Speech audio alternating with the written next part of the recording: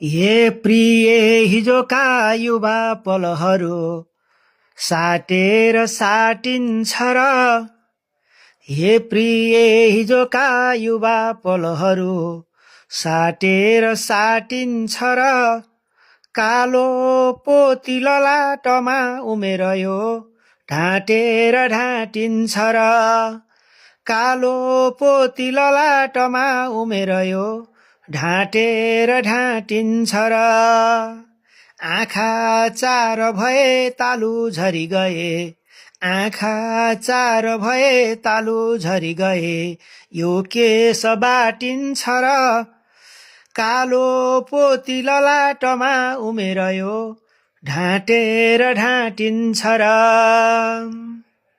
नमस्कार साथीहरू, कस्तो लाग्यो हजुरहरूलाई? मैले श्रीमतीज्यूले कपालमा कालो लगाइदिँदै गर्दाखेरि त्यो बेलामा रचेको आफ्नै मौन तरिकाले सोच्दै जाँदाखेरि यस्तो फुर्यो मलाई कविता र मैले यो कोरेँ, मैले भोइस ओभर गरेँ है। कस्तो लाग्छ हजुरहरूलाई?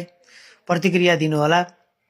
मैले यति कपाल कालो लगाइन्जेलमै मैले यति कविता चाहिँ मैले रचेको छु। मेरो रचना कस्तो लाग्यो प्रतिक्रिया दिनुहोला र मेरा टिकटकहरूमा पनि सबै भिडियोहरू हेरेर साथ दिनुहोला भन्दै सम्पूर्णलाई नमस्कार भन्छु।